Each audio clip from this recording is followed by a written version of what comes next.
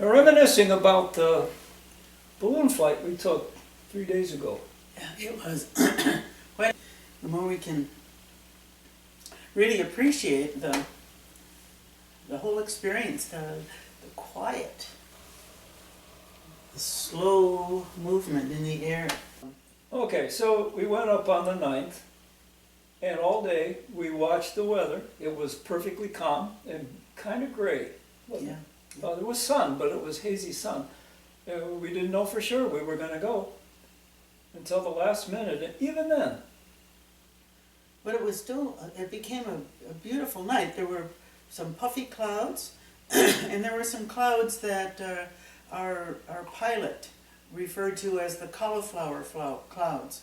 And he didn't like those because that has an updraft, and it could bring the balloon up into the clouds. So we... Well, put it in a direction that he didn't want to go. Well, but also bring them up.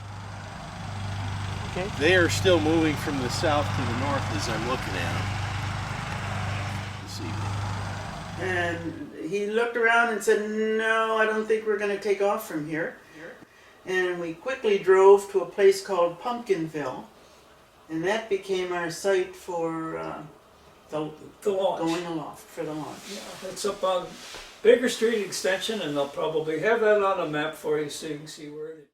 Our original launch site was in Lakewood at the corner of Summit and Shadyside, where the United Methodist Church maintained a large lawn.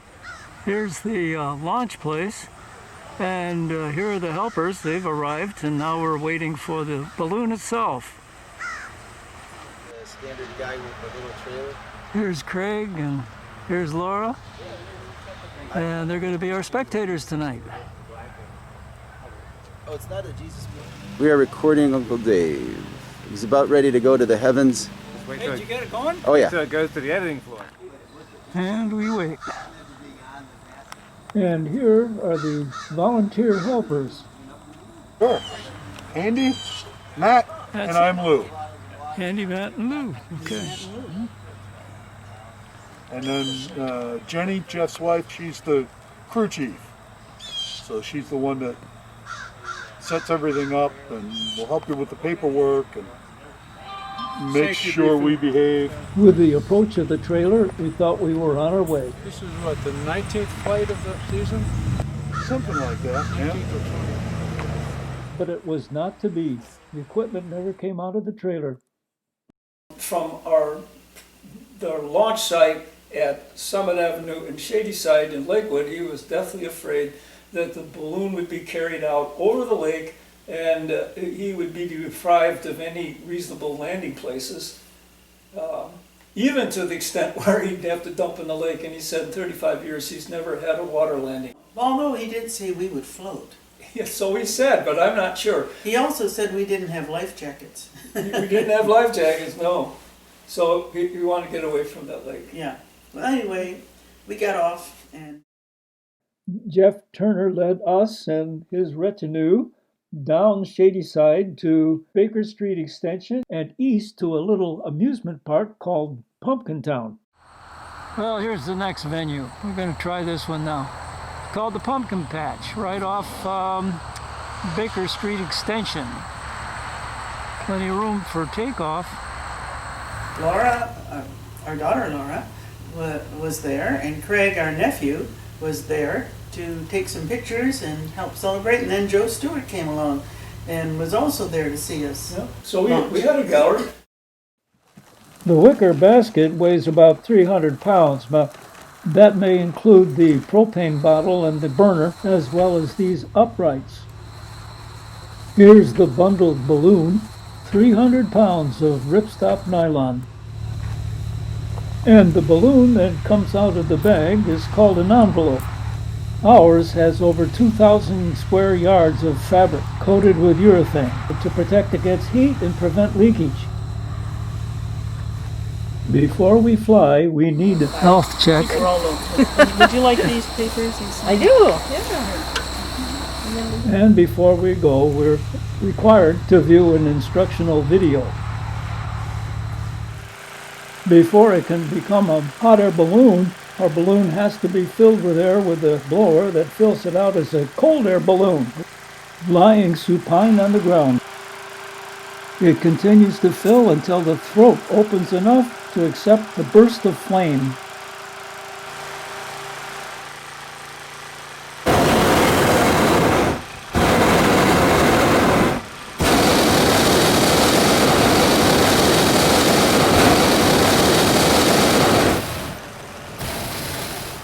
Each of these two burners puts out as much heat as 600 backyard barbecue grills. They put out 18 million BTUs per hour.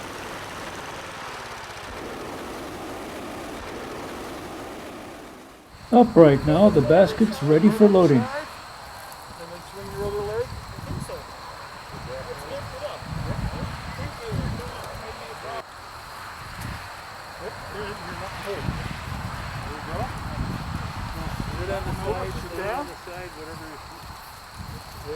Pretty good for a couple of 80-year-olds. Let's see if he can do what an 80-year-old can do. He can. Woohoo! Well, anyway, we got off and we didn't fly really high because of the air aloft. There wasn't much wind, or there was a wind that would again take us in the wrong direction.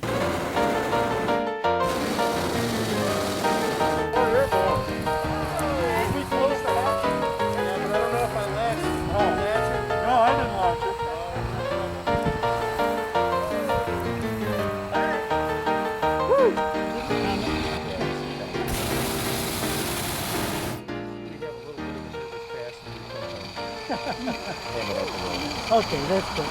Nothing to worry about. No, we're not worried. Did you make that video, that instructional video? I had a guy help me with it, but yes. That's pretty slick. I did the words and the music and picked out the clips to go in.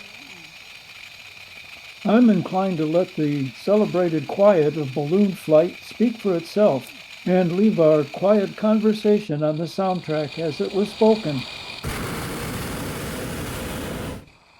So this is the kids' playground when pumpkin festival time comes. Oh yeah, Fun. it's about a month away, I guess, huh? No, yeah, it is. Well, I think he actually may have been open Labor Day weekend, but just for the weekend.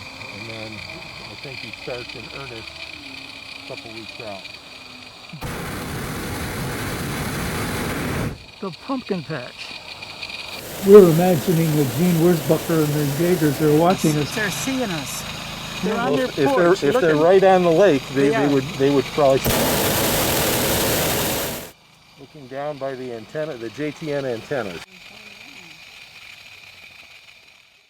The wind determined our flight path, which took us from Pumpkin Town southwest to a field next to a restaurant called Basil and Bones at the intersection of Route 60 and 62. We traversed a great deal of forested area, and our pilot, Jeff Turner, must have an extensive mental map of where landing sites may be found in this county where farmland has been largely reforested in the last 100 years. Pine cones on those trees, though. No, that's just turning rust. And these woods Trails are along full the of power deer. lines here. Oh, yeah. They'll probably be along here. Well, they're going to be spooked when that burner goes off, aren't they? Well, sometimes we sneak up on them, but yeah. How much below us are these trees? Oh, 50 feet or so. We frequently pass right through the tops of them. We're moving a little fast right now. So we stayed about 50, 100 feet above tree level, maybe? And sometimes below tree level, actually, when we were in valleys. Flying a balloon is like driving an oil tanker. Everything you need to do about 10 seconds in advance. You wait until you're just about to the trees before you burn, it's too late. Yeah. And a good pilot can measure that angle of attack and maintain it, and maintain their distance from trees and whatnot. They call that ground following or ground tracking.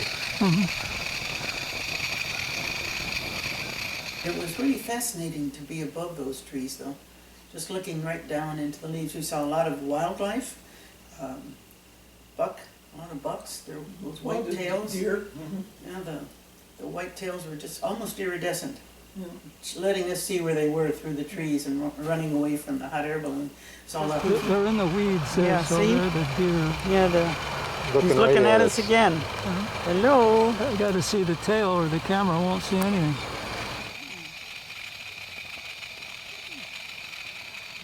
What's this road here? I believe we're crossing Orr Street at this point.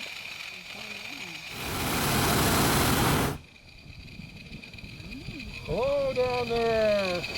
You see somebody?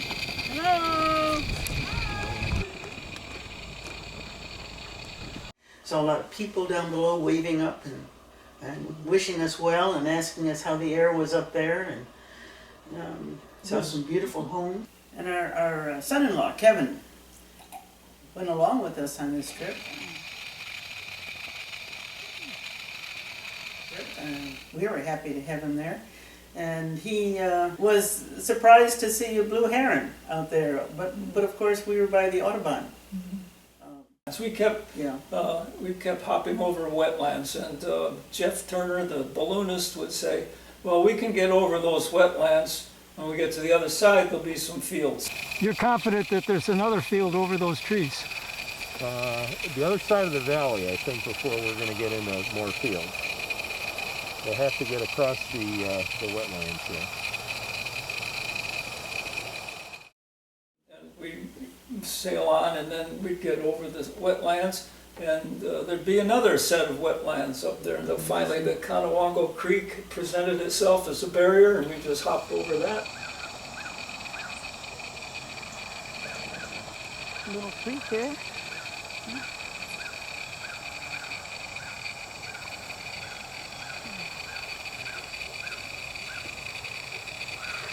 I don't know what the thinking is there with the corn on the outside and the beans on the inside.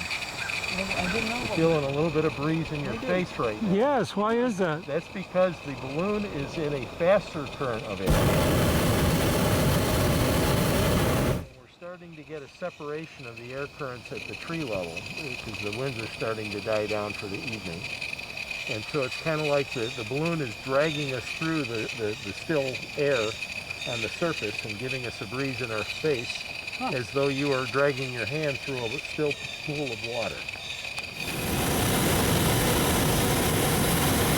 That rattling you hear is the sound of the pilot light for the burners.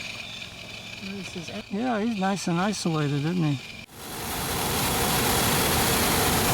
Jeff compares people who own luxurious homes with people who own luxurious boats. If you have to ask how much it costs to run the boat, you can't afford to own the boat. It's either not a vent for you or you can't afford it. One of the two. We're talking about the Midway Drive-In. Yeah. In the early days. And movies you could see there. Mel Brooks movie, Blazing Saddles, Oh, yeah. paid great homage to Randolph Scott.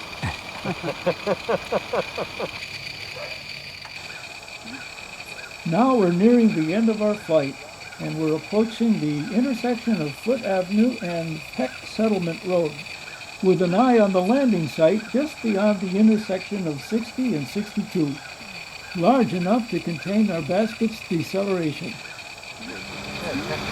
This is the Peck Settlement Road here.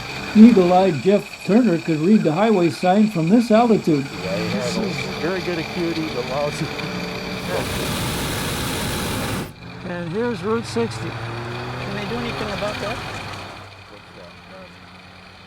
The night vision. Here's our chase vehicle. Waiting to see where we're going to come down.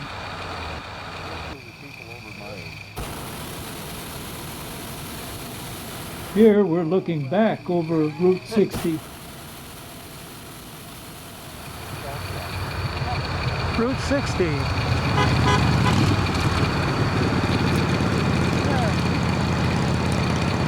That might be Craig walking, huh? Lars said we don't know where we are. Basil and Bones, and there's the road that goes to Warren. But I wonder, Okay, yeah, it's right at the turn where the road goes to Warren. 60 turns south. Landed at the intersection of 60 and 62. on the way to Warren, and there was a very capacious field there that let us down. Basil and Bones. Yeah, that's the name of the restaurant. Yeah. When we landed, we had to watch a video before we started, and it told us to stand with our legs a little bit apart, knees bent, hold on at all times. And when we came to land, we all were doing that. Mhm. But I was right in the front of the basket, and I was right there ready for the bounce, and almost bounced out. Didn't he put his hand on your shoulder? He grabbed my shoulder and held me back. Thing. It's a fairly rough landing. It Yeah. lands it lands fairly easily for the first bump, but then it bounces up in the air, Mhm. and then it bangs down again fairly hard, and Couple again and more again, times, yeah. and then it drags, and Across it the looks as field. if it's going to tip over as it drags because the balloon wants to keep moving. Now, this will not be on the video because I was in no position to do any filming while this was going on. We were hanging on, and Craig didn't get in position to take a good picture of it, and as I said, he couldn't get my camera to work anyway. So he was using his cell phone, and he got pictures from behind a tree. Okay, we're taking a low-level flight across the field. Hang on, we're gonna bump you. Not propelled by the wind. Maybe not. Here comes Andy. There's Craig. There's Craig.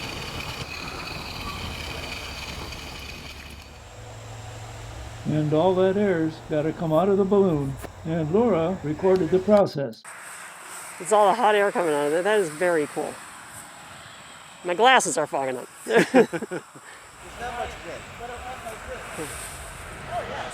Just Of right. course, in August when it's 90 out, You're like, oh, it's this- awful. That feels really good. Huh. You sort of push everything through. Well, that helps bring all of the fabric into the center when I do that. So it makes it Okay. easier as they go through with that big paper clip, Uh-huh. what we call a squeezer. Uh-huh. That makes it easier and helps us gather it all in tight. Cool. So then you'll see they're coming up with a squeezer, putting straps on it, and we do that to get it back in the bag. Okay. Yeah. You ever try and stuff a sleeping bag back in the bag? Yes, it's not easy. Not easy. No. It's, oh my So- goodness. Here's the squeezer. Looks like a paper clip or a flugelhorn.